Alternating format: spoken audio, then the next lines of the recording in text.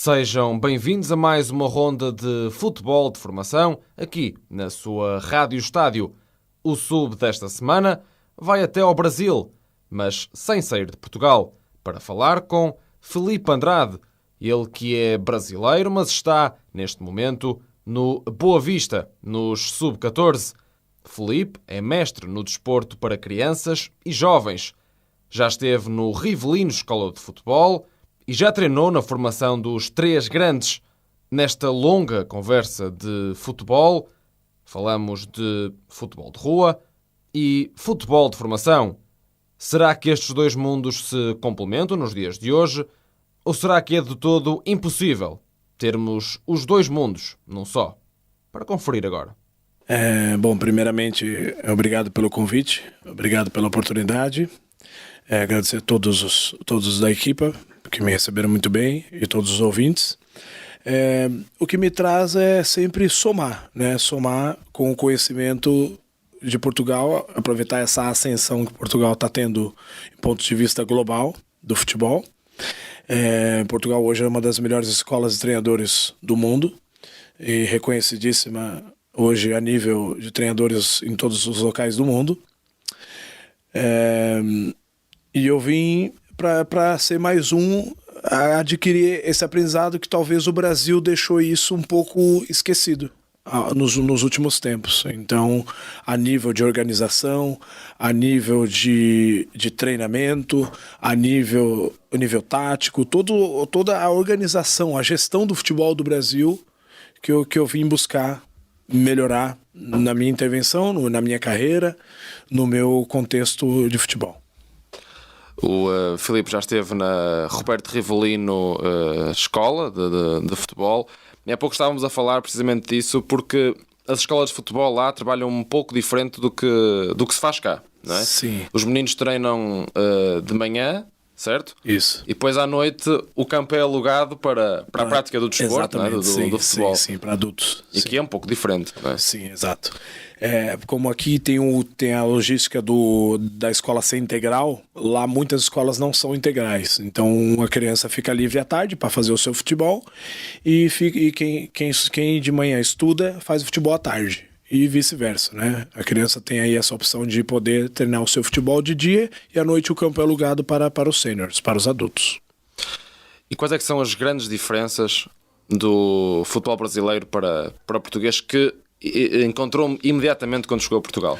Bom, a minha primeira experiência foi no Porto, né? Em 2012, 2013, na época. Na época era o Vitor Pereira, treinador, e o meu amigo adjunto dele, Felipe Almeida, que também chama Felipe, somos amigos pelo nome. Eu estagiei no Porto nessa época e percebi logo a educação dos meninos. Os meninos são muito mais educados do que os meninos brasileiros. Aqui você fala a nível tático, você fala a nível de treino, você pausa no treino para dar uma orientação, eles param, olham e prestam atenção no treinador, e te prestam atenção. No Brasil é muito difícil acontecer isso porque as crianças são muito mais agitadas, têm uma educação mais baixa, não digo nem de renda não, de dinheiro não, de educação mesmo. As crianças têm um nível mais abaixo de educação, isso se tornando o treino mais difícil de lidar, porque ele já acha que já sabe tudo, já consegue defrontar o treinador ao mesmo nível, assim, eles tentam se equivalar à sua altura, e aqui não, aqui eles não se rebaixam aos treinadores, né?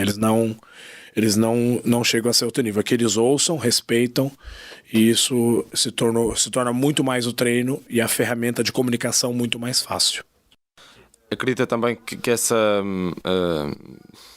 falha de comunicação, essa dificuldade de comunicar, tem que ver também com os problemas que o Brasil vai apresentando nos últimos anos? Sim, porque também reflete aquilo que nós falamos no relação ao país. Às vezes nós colocamos, o Brasil não ganha a Copa há não sei quanto tempo, mas também não revela jogadores há quanto tempo também. Então, quando falamos no Brasil, aqui falamos das camadas de formação, no Brasil chamamos de base. Aí você fala, mas quantos jogadores da base chegaram no escalão principal ultimamente? Pega qualquer clube. O Palmeiras ganhou 20 títulos agora na base nos últimos não sei quantos anos. Mas quantos jogadores desse grupo chegou. Deram um salto, chegaram no profissional do Palmeiras ou que seja até outro clube. Pouquíssimos. Então a organização do Brasil está um pouco desorganizada, né? Esses fatores, né? Enquanto o Brasil fizer um padrão de seletiva, como a gente falou anteriormente sobre peneira, que o jogador tem 10 minutos para fazer um teste e tem que fazer um gol, e se não fizer ele está reprovado, não joga nada, ou enfim, não passou na peneira, não foi captado, fica muito difícil julgar o jogador brasileiro nesse contexto. O Brasil não tem um preparo de falar, olha, assim, o preparo normal, né? Porque tem clubes que ainda treinam 3 meses, o jogador fica lá, aí tem alojamento, que é uma maneira de o jogador dormir no recinto do clube. Para pelo menos não ter o encargo Exatamente, de pagar sim, isso, né? Da família. Assim. Então tem essas opções, mas são poucos clubes, não é todos que têm essa estrutura de trabalho. Então fica um pouco limitado. Então abre uma peneira, uma seletiva, uma captação no bairro, já enche de 100 atletas, e não tem vaga para esses 100 atletas. Só vai ter 10 vagas. E às vezes nem essas 10 vagas são preenchidas. Às vezes eles cobram um valor que às vezes esse jogador não tem esse valor para participar dessa peneira. Às vezes não tem a sapatilha para ir para o jogo, não tem equipamento. Então é uma situação bem precária esse lado do futebol. No entanto, no meio da precariedade e da dificuldade, o que é facto é que o Brasil é unanimemente chamado o país do futebol, mas em termos de futebol de base há alguns problemas no que concerne também, há pouco estávamos a falar, em off, de que os pais muitas das vezes olham para os filhos e esquecem-se que eles são jogadores de futebol apenas e não são um pote de ouro, não é? Mas esse é um problema que atravessa, não é o Brasil, é o Brasil, Portugal, Espanha, Itália. Esse é um problema mais psicológico a intervenção do pai, né? A interferência do pai no contexto do futebol. Então o pai está interferindo muito, o pai está vendo o futebol como negócio. Ele não está vendo o futebol como um prazer para o filho dele, uma prática esportiva, saudável, que ele vai fazer amigos, que ele vai aprender com a derrota, aprender com a vitória, aprender com o empate. Então o pai não vê isso como uma dádiva ou uma base para a vida do filho.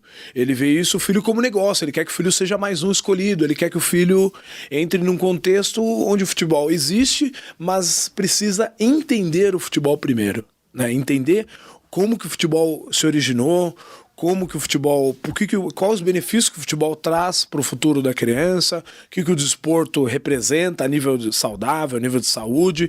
Então o pai está deixando isso um pouco de lado para segundo plano e colocando a competição do filho, que o filho tem que ser o melhor, tem que ser o primeiro em todos os aspectos.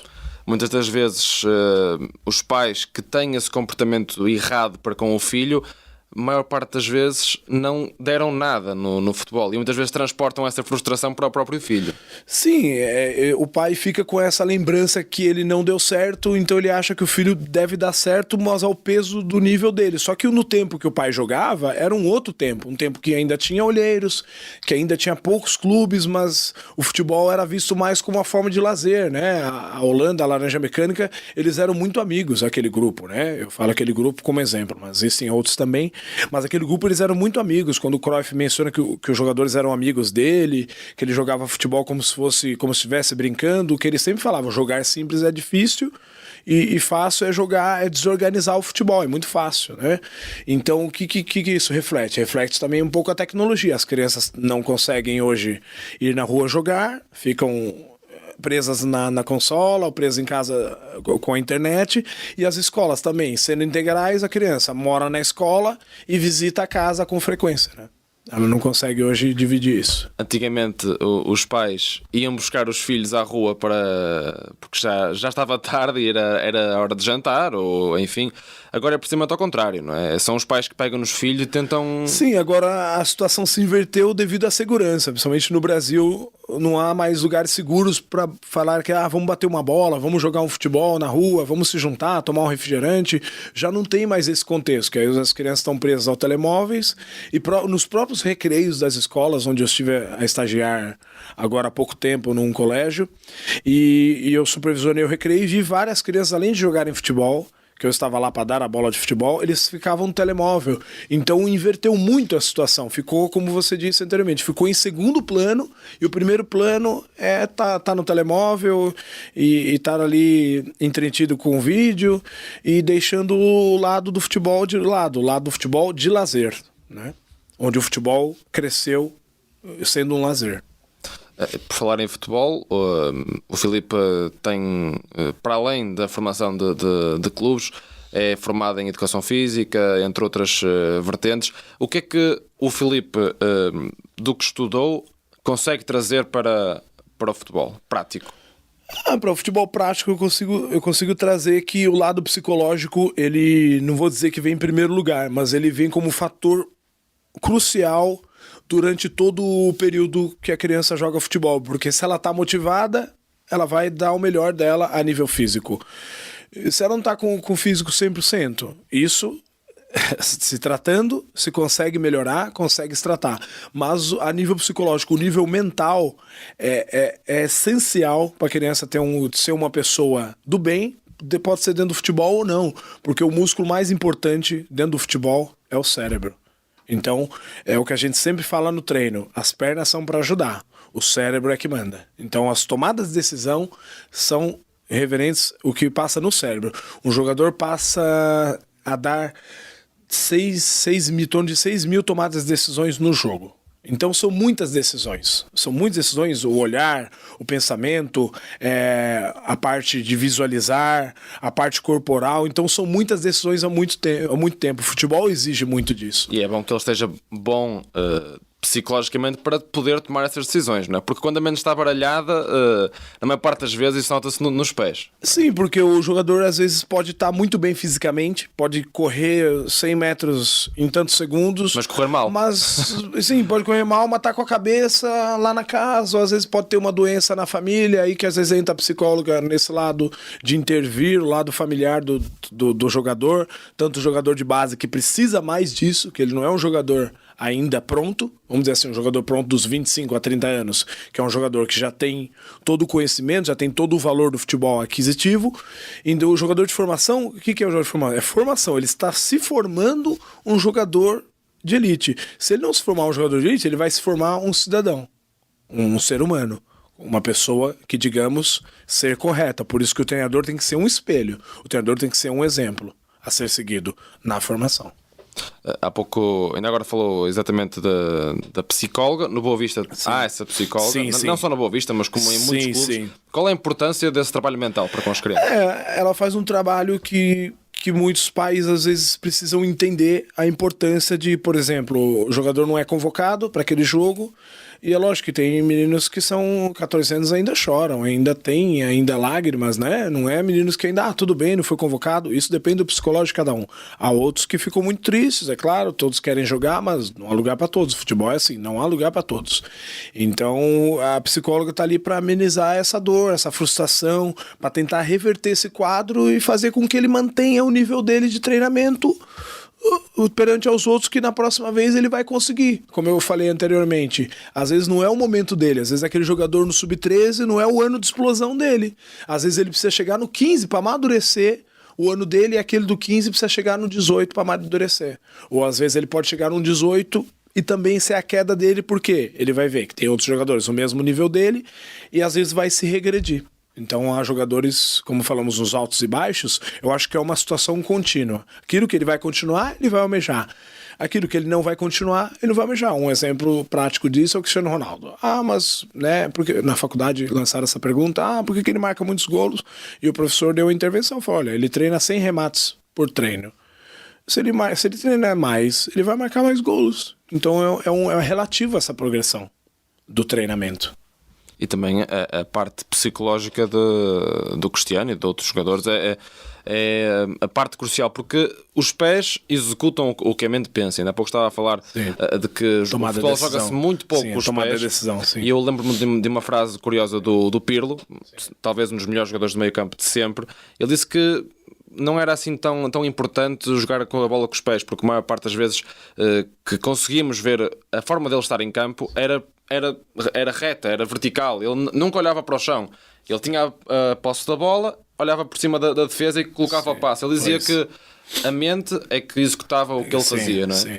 E muitas das vezes, pelo que também tenho vindo a captar e a receber de muitas pessoas do futebol de base, é que os próprios pais alimentam tanto o facto de ele ser um grande jogador, ou pode até nem ser um grande jogador, muitas das vezes as crianças perdem-se nos pensamentos. Às vezes as coisas se perdem por questões emocionais. Às vezes os jogadores no campo, eles mentalmente, às vezes se preocupam com aquela função, como você falou anteriormente. O treinador ali falou pra mim fazer isso, mas eu queria... Ele já antecipou a jogada. Então aquele jogador que a gente fala inteligente, os mais valiosos, são aqueles que antecipam a jogada antes do tempo. Eles antecipam, eles já adiantam, eles sabem que vai acontecer ali depois. Se ele der aquele passe ali, já tem um outro entrando ali. Então a leitura de jogo é a diferença dos jogadores. Tudo é um tempo. Tempo de passe, tempo de recepção, tempo do arremate. O jogador que controla o tempo de bola e o tempo mental e a leitura de jogo, esse jogador que é um grande craque. Tem os 3 elementos essenciais para colaborar com qualquer equipe.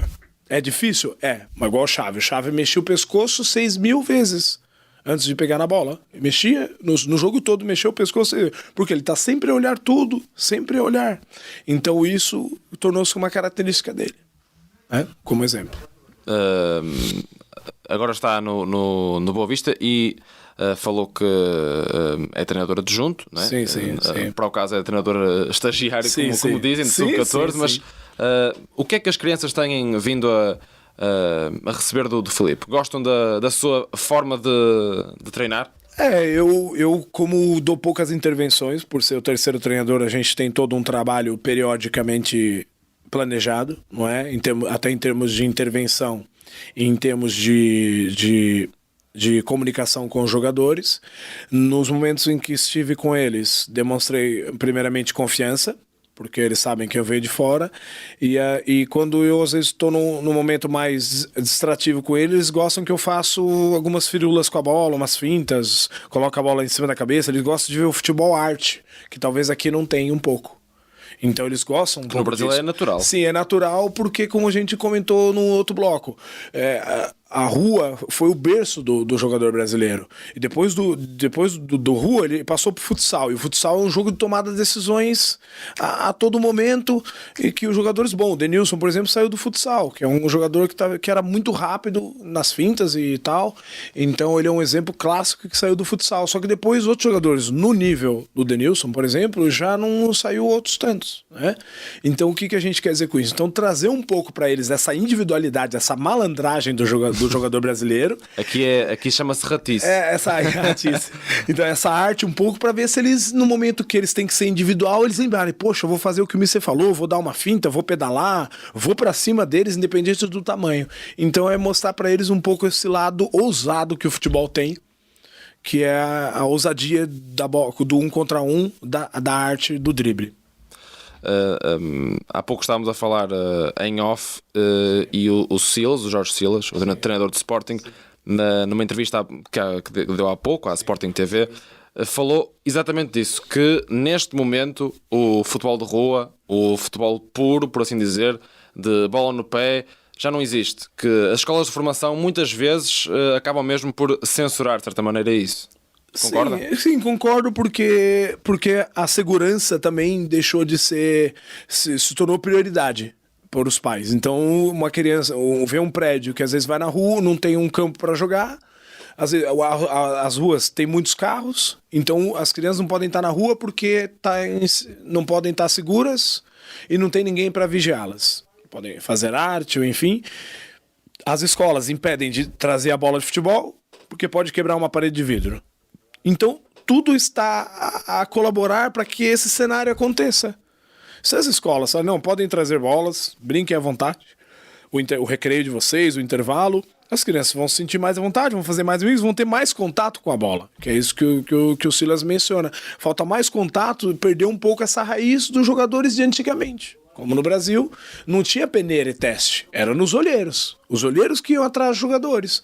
Depois, montaram seu negócio, aquilo se tornou peneira e teste para ver quem está no nível. Mas pode ser que aquele jogador não esteja no nível naquele ano, como nós falamos da fase de maturação de cada jogador.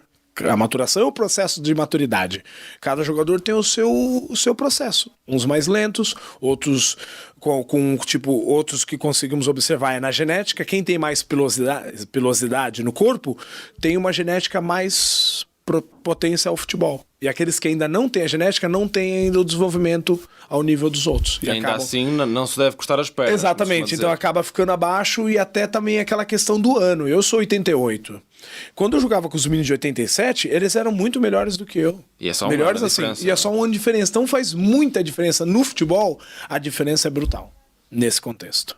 Então, como o Silas, né, resumindo o que o Silas disse, essa raiz não existe mais por esses motivos, né? A segurança, o fator rua, o fator das crianças também estar presas à tecnologia, as escolas impedir de trazer bola.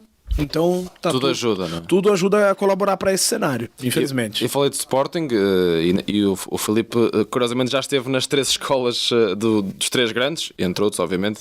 Já esteve no Sporting de Alfena, creio eu. Sim, certo? sim, isso. Esteve no Benfica, esteve há pouco, falou no Dragon Force. Quais é que foram as diferenças que encontrou nas 3? Bom, no Porto, para começar no Porto, como foi a primeira, no Porto é uma não vou dizer que é mais pressão, porque quando você tá no ambiente daquele, é muito mais pressão. Às vezes um jogo treino, eles querem ganhar até aquele jogo treino que às vezes você só tá ali querendo ver alguns contextos ou pormenores. Então ali não é a cobrança, eu digo, a pressão de ser treinador ali é muito maior. Tanto num jogo amigável, quanto num treino, a energia que emana dentro do ambiente a energia psicológica dentro do ambiente de treino é muito mais forte do que as outras que eu senti. No Benfica, como o Benfica é lá de Lisboa e eu apenas treinei uma franquia daqui, era um pouco mais limitado quanto a esse lado. Tinha mais... No dia do jogo, tinha mais peso a camisola. Eu senti isso. Eles tinham muito medo. E fizeram uma pesquisa psicológica também. A camisola vermelha dá um pouco mais de medo. Transmite muito medo, né? Porque parece que o time que usa vermelho é muito bom. Tem uma pesquisa psicológica um estudo feito no Brasil sobre isso. Sobre as cores. Então, quando você usava o equipamento do Benfica, tinha um impacto muito mais forte. No Porto, a pressão no treino. A pressão de vestir aquela camisola. E no Benfica, a pressão de ser o Benfica. Já no Sporting não era nem pressão e nem muito por ser Benfica. Era mais no meio termo. Algumas equipas olhavam assim, o Sport, outras equipas já respeitavam um pouco mais, mas a nível de treino era mais tranquilo, era um ambiente mais familiar, era mais tranquilo a nível dessa energia, dessa cobrança. De certa maneira, mais brincar com a bola do que... Sim, eu tive mais liberdade no Sport, onde fui meu primeiro ano como treinador principal. No Benfica, eu comecei fiz 2 épocas no Benfica, uma como adjunto e a outra também como treinador principal, estagiário, mas tive menos contato com os meninos a nível de colocar o modelo de jogo, planificar o treino. Fiquei ainda mais como adjunto no segundo ano também, embora fiz o estágio como treinador. No esporte eu tive mais liberdade para pôr o meu jogo, então fiz os meninos... a minha prioridade no esporte sempre foi a integração e a amizade. E o futebol como terceiro objetivo da época. Foi essa o meu objetivo no esporte. Porque muitas vezes há casos em que o jogador não é particularmente brilhante individualmente, mas sabe que por trás tem um background, tem um jogador que o apoia, e muitas das vezes é o grupo em si que faz uma equipa. Porque muitas vezes há pessoas que dizem assim, mas aquele joga melhor, toca melhor a bola, mas não se encaixa na forma de pensar de uma equipa. Certo. Isso tem um pouco o questionamento da exclusão, né? É uma palavra às vezes muito forte de se usar, porque hoje fala que tudo é bullying, então vamos deixar um pouco o bullying de lado e colocar a exclusão. Por quê? Quando nós temos um grupo numa escola, onde que seja um exemplo, numa escola, sempre vai ter aquele grupo dos recreios, são vários grupos, então quem tem lanche vai estar com quem tem lanche. Quem não trouxe lanche vai estar sozinho, ou se não tem telemóvel também não está no grupo. Então, geralmente, quando começa o ano, eu me lembro da minha época de escola, eu já queria saber quem que era novo para saber se joga bem, para saber se via pro grupo da sala, né? Para fazer se ia jogar no time da sala. Então isso, no Brasil, era uma das preocupações. e não saber se o menino era legal, se ele era boa pessoa, se morava perto. Então o futebol já começava daí. Quando começava o ano na escola, todo mundo já queria saber quem era novo para saber se jogava bem para entrar no time da sala, da classe, né? Como diz aqui também, classe. Então, esse contexto que você mencionou agora, de ele já conhecer o grupo, ou eles chamam o menino porque é amigo, ou eles chamam pelo futebol, ou uma ou outra. Se você é meu amigo, mesmo se você não joga bem, você é meu amigo, você está no grupo. Se você não joga bem, dificilmente vai ser chamado. É como você dividir o grupo e talvez por exemplo, aquele menino que tem às vezes um sobrepeso maior que os outros, ele acaba sendo excluído, ou vai para a defesa, vai à central por não correr, ou vai à baliza. Por quê? Porque ele é excluído de uma maneira que o futebol foi educadamente assim pelo recreio. Tem menino que chega lá, professor, eu não gosto de jogar, mas eu quero ser o árbitro do recreio. Posso? Tá bom. Então, tem menino que gosta de ser o árbitro, vai ser o árbitro do recreio. Então, isso depende muito de grupo para grupo. Então, no esporte eu consegui fazer mais integração. Todos os meninos iam em todos os aniversários. Fizemos diversos convívios entre eles. Então, eu tinha um grupo muito unido para fazer aquilo que eu queria a nível de jogo, independente da derrota, da vitória ou do empate. Evidentemente que a parte da competição é absolutamente indissociável da prática do futebol. A derrota e a vitória fazem parte dos 90 minutos, ou dos 120, como quiser. E ainda agora falou de uma questão muito engraçada, muito curiosa, que gostava logo de saber quem é que poderia ir para a turma. E um dos momentos grandes da prática do desporto, do futebol, do handball, do que seja, é uma pessoa que tem 10 anos e começa já a formar a sua equipa. E muitas vezes os torneios interescolas, ou mesmo interturmas, são talvez os primeiros apontamentos de vitória que um jogador tem. Muitas das vezes até é encarado como... não, mas eu ganhei aquele Interescolas em 1990 e sim, que era bom, não é? Sim, porque quando a gente tinha muita rivalidade, quando na rua, essas crianças que jogaram Interescolas, provavelmente elas não jogavam na rua. Porque na rua a gente falava rua de cima contra a rua de baixo. Exatamente. Então fazíamos o chamado no Brasil contra. Vamos tirar um contra hoje? Então esses contras viraram a rivalidade no intervalo. A gente sempre queria ganhar daquela classe maior do que a nossa, o 7º contra o 8º ano.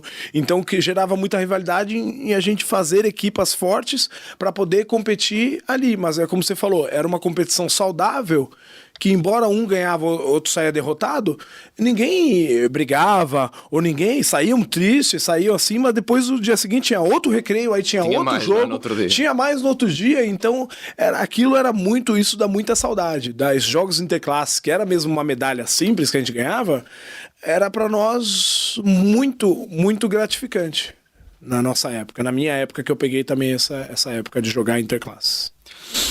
Evidentemente que o Filipe também, pelo que aporta a nível da sua formação, também estive a investigar e dá palestras sobre futebol. Qual é a mensagem que tenta passar sempre? Eu ministro 2 tipos de palestras, né? A minha palestra de motivação, que foi feita através da minha monografia, quando eu fui licenciado e bacharelado em Educação Física. Então, tanto é que na monografia eu contei a história do Cristiano Ronaldo, que ele tinha operado o coração quando era criança, e quando eu falo isso na palestra, muitas pessoas não conheciam a história dele. E então, ele, como exemplo, foi e a mãe dele que sempre falou para ele, não, agora você tem que treinar, e depois que ele foi pro esporte, mas antes disso ele fez uma operação. Então tem todo um contexto antes da história, aquela história também daquele rapaz que passou a bola para ele, quem marcasse o golo entrava na equipa, e o rapaz falou, olha, Cristiano Ronaldo, você é melhor que eu, vou passar a bola para você marcar.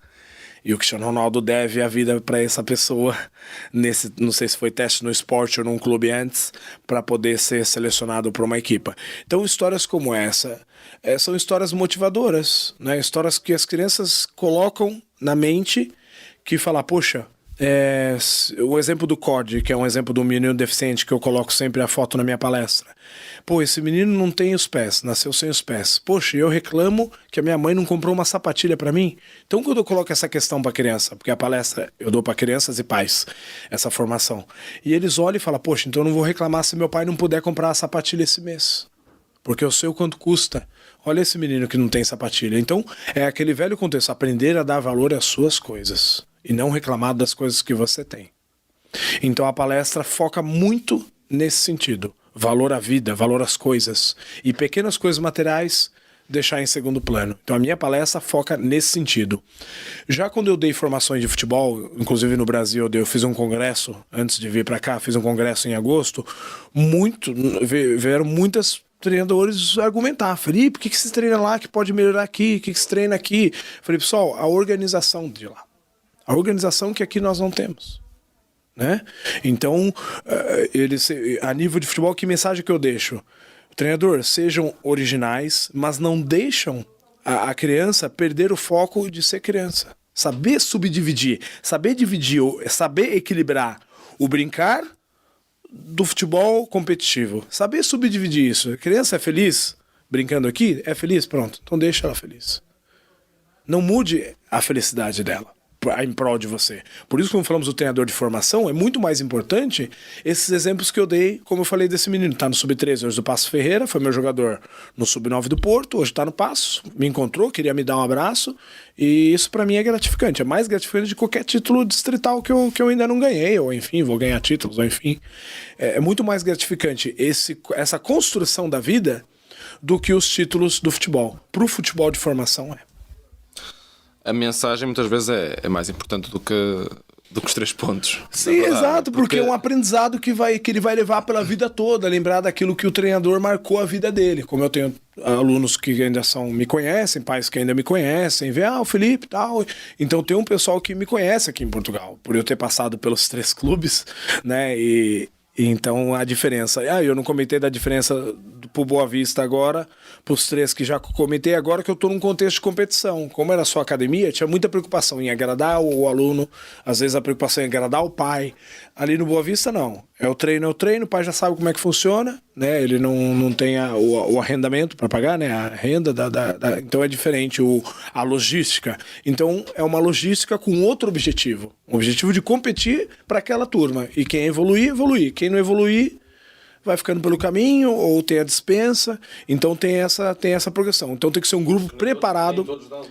Nem todos dão jogadores e nem todos vão progredir no 15. Outros vão ficar pelo caminho, vão fazer 15 anos, mas podem amanhã ou depois, como eu falei, o exemplo do violão, tocar guitarra ou não querer mais o futebol. Por isso que às vezes a gente dividindo o grupo na formação, por exemplo, menino de 7 anos, às vezes nós temos um grupo, vai dividir o grupo em 2. Muito bem, esse grupo de 7 anos e esse grupo de 7 anos. Vamos fazer A e B, o chamado A e B, que eles falam na formação. Quando se faz muito A e B, tem que se tomar cuidado, porque o A pode ir muito bem e o B pode nunca mais querer o futebol na vida. Pode deixar de desmotivar de tal maneira desmotivar de tal maneira que ele vai ficar com trauma de futebol para a vida inteira. Isso pode gerar uma doença pro pai. Isso pro pai corrigir com o tempo demora, porque o pai vai ter que despertar nele uma outra coisa que ele gosta. Então, por isso que eu falei, saber equilibrar a criança no contexto do futebol é uma missão difícil. Muitas das vezes é mais do que reconhecido que muitos jogadores de tarimba mundial agradecem aos treinadores de formação porque nunca deixaram de acreditar neles. Porque souberam equilibrar essa diferença de ganhar, ou que seja, se chegar na elite ou não chegar, ou souber brincar. Quando você é criança, você tem que brincar. Igual esses meninos que nós estamos treinando de 14 anos. Ainda são meninos que dependem dos pais, lógico que já tem uma cabeça diferente o outro, mas são crianças. Brincam, você faz qualquer brincadeira, estão sempre a rir, eu faço às vezes umas firulas com a bola, eles estão sempre a pedir para mim fazer as fintas com a bola, e eu faço, e eles ficam maravilhados com isso. Então eu sempre tento equilibrar isso. Quando tem que ser gente, eu sou. Na parte da ativação, no aquecimento, sou exigente, falo para eles pararem com a conversa, para se concentrarem, para fazer um bom aquecimento. Mas quando eu tenho que brincar, eu brinco com eles, converso e tudo corre da melhor maneira. Uma das grandes diferenças que por vezes se encontra no futebol brasileiro para o restante é que muitas vezes no aquecimento a bola está sempre presente, não há forma de retirar. No futebol, mesmo no português, a bola só vem depois do aquecimento. No Brasil, não sei se concorda. Não, assim, isso tem uma certa agora. Esse essa discussão já é um pouco engraçada, porque já vem muito discutida lá no Brasil ao nível do que é o aquecimento. Por exemplo, aqui no Boa Vista fazemos a ativação, apenas ativar. Seja 10 minutos, é uma ativação. Ativamos, então assim, não é aquecimento de deixar o jogador a pingar de suor. No Brasil, o que está acontecendo? Muitos treinadores ainda mandam por exemplo, tem 1 hora de treino, mandam os jogadores correndo em volta do campo e deixam ficar correndo lá, achando que vai ficar aquecendo, sendo como você mencionou agora o exemplo. Mas é melhor. É aquela corrida sem aquele ritmo, tempo, não é? é aquele tempo que podia estar ali com bola, interagindo, que é muito mais rico do que dar voltas em campo. E o jogador não gosta da volta em campo, já começa daí. O jogador odeia Vai dar a volta em passo campo. às vezes, não é? Pois, o jogador não gosta. Agora, se é um treinador que você quer fazer isso, você vai fazer uma coisa que o seu jogador não gosta, eu acho demasiado arriscado e demasiado também. que eu não faria. Né? Não que eu não mandaria correr porventura ou se o mister mandasse, não é esse contexto que eu quero dizer, mas eu digo a nível de treino, de jogo, eu só tenho uma hora, vamos ficar mandando eles correr quanto tempo? Então se tornou uma discussão isso. Tem um filme que chama O Fuga para a Vitória, que é um filme do Sylvester Stallone com o Pelé, e lá pode-se ver exatamente o treino analítico lá dos anos 50. Que é que eles faziam aqueles abdominais, um jogando bola pro outro, aquele treino totalmente analítico. Aquele filme mostra muito isso. E eu utilizei esse filme numa apresentação que eu falei de modelo de jogo, e eu utilizei esse filme. Então o que esse filme mostra? Que se a gente colocar a metodologia dos anos 50, que seja analítica, ou que seja uma forma de treinar os anos 50, hoje, em todos os clubes, alguém vai sair campeão. Pode não ser produtivo para os jogadores de hoje, porque a bola já é mais leve, os gramados já são mais top, tem um estádio com iluminação e tudo que antigamente não tinha, os recursos que tem hoje. Então talvez se o Pelé tivesse a bola de hoje, ele fazia muito mais gols do que fez no passado, na época dele, que hoje eu acho que inclusive é aniversário do Pelé hoje.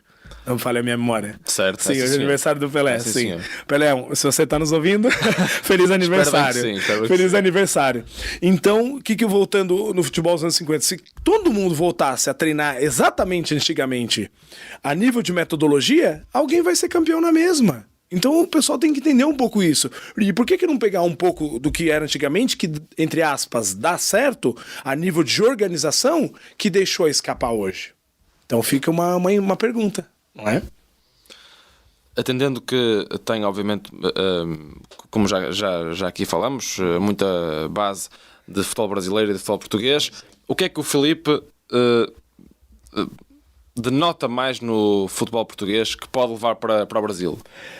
Eu noto mais a nível do treinamento, né? Começando a nível de treinamento, que aqui a organização do treino ela é muito mais periódica, ela é muito mais trabalhada do que no Brasil. Então tem um plano de treino, tem um morfociclo padrão, semanal, tem um macrociclo do ano, então você sabe tudo que vai acontecer, tá tudo ali por escrito. Lógico, pode não acontecer, pode ali ter um ajuste ou outro, mas assim, tudo tem uma maneira de falar, uma pedagogia, uma maneira de seguir o planejamento anual do clube. E lá no Brasil já não é tanto. No Brasil, vamos colocar um exemplo bem clássico. Aqui, o treinamento do futebol de 7, uma equipa de sub-10, muito bem. E depois vai entrar a equipa de sub-15. É um outro treino, é um outro treinador com uma outra filosofia de treino, com outro tipo de treino. No Brasil, não. É o mesmo treino, só que a gente fala assim, mais puxado. Dá mais puxado, põe mais comprido o exercício. Então, assim, não é tão periodicamente trabalhado igual aqui, assim como o futebol de 7 lá, todas as escolas treinam no mesmo campo e não subdividido igual aqui, que treina nesse espacinho, treina uma equipa, então que o campo de futebol de 7 é dividido em 4 partes, lá não, tem que ser um de cada vez, porque às vezes o pai paga que o filho quer jogar, então eles são obrigados a jogar os 7x7, todo treino tem que ter um jogo, porque é cultural que o Brasil, a escola de futebol, se você der um treino, só treinamento e não der jogo, os pais não pagam mais mensalidade. Os pais deixam de matricular o filho porque eles querem ver o filho jogar. Tá aí aquela questão que nós falamos anteriormente. Está enraizado que o filho é obrigado a jogar. E aqui damos mais importância ao treinamento. Não que não damos importância a jogar. Damos também, como diz o professor Vitor Frade. Damos importância ao jogar. Inclusive tem um livro do professor Vitor Frade que é curar o jogar. O que ele quer dizer com esse livro? Só o título. Ele quer curar a maneira de jogar. Então ele é um professor muito preocupado com os pormenores de cada jogo. Então é difícil você fazer essa ponte entre o curar uma raiz que só pensa em jogar e não quer saber de treinar e chegar num outro contexto onde o treinamento é a base do jogo. E numa última pergunta... É muito falado no Brasil que, por ser pentacampeão mundial, por ter todo tipo de títulos e de craques, e de que, por vezes, nem precisa trabalhar muito o jogador brasileiro, O que é que pode dizer a esses treinadores que às vezes pensam que porque já ganhamos, só podemos ganhar outra vez? O que é que o Filipe consegue dizer sobre isso? Essas expressões tem várias, né? No Brasil tem muitas. Às vezes o jogo só acaba quando termina. Tem várias expressões assim sarcásticas dos treinadores, né? Então vai um pouco com o perfil de cada um. Olhando como exemplo hoje, né? O Jorge Jesus, por exemplo, que muito se fala no trabalho que ele está fazendo, às vezes muitos defendem ele lá a nível da didática dele, a metodologia que ele aplicou no futebol, que revolucionou os outros, e muito se fala que ele tinha uma equipa forte, que qualquer treinador com aquela equipa forte conseguia também chegar no nível que ele está.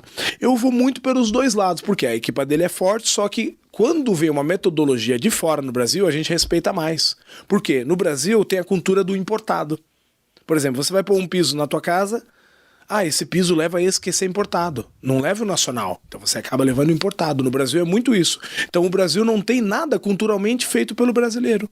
Por isso que muitos, não é nem questão falando em política, muitas vezes quando a gente fala nessas questões do Brasil, é uma questão que o Brasil ainda é colonizado. É colonizado porque precisa de alguém de fora mostrar o que o próprio Brasil é capaz. E é isso que o Jorge Jesus está fazendo. Mostrando que os jogadores têm capacidade, né? Foram até convocados para a seleção. Então o pessoal respeitou mais ele do que um outro treinador que tem a fama, entre aspas, no Brasil, de ser ex-jogador e achar que sabe tudo do futebol. Não é? Inclusive o derby de hoje à noite é o Grêmio com o Flamengo, e o Jorge Jesus vai vir com a metodologia dele, formado, contra o Renato Gaúcho, que fez um bom trabalho no Grêmio, faz uma boa gestão, mas ainda tem a fama. Tem a fama que ele é jogador que sabe tudo, não que ele saiba ou não saiba. É uma questão de uma variação. Ao mesmo tempo que eu estou aqui, de fora, nós trouxemos aqui um convidado que já sabe como é que é o contexto daqui, vai saber muito mais do que eu, porque ele nasceu aqui, ele sabe como é que é o contexto daqui. Eu ainda não sei. Eu ainda estou aprendendo o contexto daqui para mim ter a minha base de intervenção. Não é? Numa última pergunta, Filipe. À vontade. Qual é o seu sonho no futebol de formação? Meu sonho no futebol de formação é ver que os alunos sejam felizes treinando, porque eu acho que não tem preço quando você vê um aluno te dar um abraço, vem um aluno querendo afeto, e o mundo não precisa de futebol, o mundo precisa de amor e carinho. O futebol ajuda no amor e carinho, na integração, na união dessas crianças, na amizade. Então, às vezes, o futebol ele atravessa outros caminhos que eu não gosto, particularmente. Lógico, tem vários outros, a nível de empresários, ou enfim, a nível aí já a discussão vai longe. Mas a mensagem que a minha maior felicidade de ver na formação é ver os grupos que continuam ainda sem ser desfeitos. Embora a gente tenha que sempre ficar, se você pode subir de escalão, por que não sobe? Depende daquilo que a criança quer. Se ela quer subir, dá a opção dela subir, deixa como opcional. Se você acha que ela vai ser uma criança melhor subindo de escalão, tudo bem, deixa ela subir. Agora, se ela não é feliz subindo, não force ela com aquilo que ela não queira.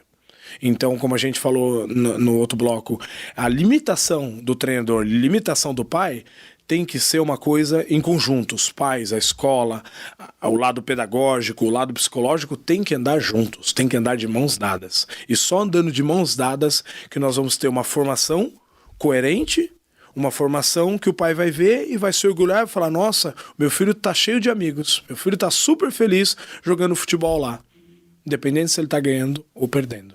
Vamos agora então recordar as palavras de Jorge Silas, treinador principal do Sporting. Na primeira entrevista que deu à Sporting TV, mencionou vários assuntos do plantel, o momento atual do Sporting, mas também falou da formação do clube.